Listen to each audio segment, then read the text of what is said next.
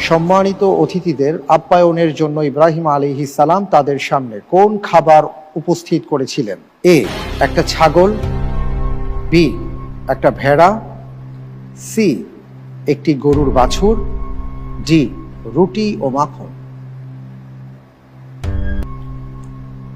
আচ্ছা, আমি এখানে উত্তর হিসেবে বেছে নিচ্ছি সি, একটি হৃষ্টপুষ্ট গরুর বাছুর।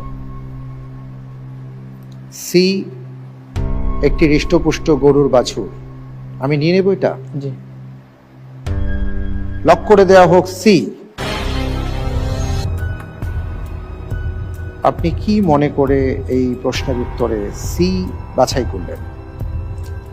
এটাই স্মরণ হচ্ছিল, মানে যতটুকু মনে পড়তেছিল আর কি, এটাই মনে হচ্ছে। তাই জি। আপনি যে উত্তরটি দিয়েছেন আপনার উত্তরটি সঠিক উত্তর। আলহামদুলিল্লাহ। আলহামদুলিল্লাহ।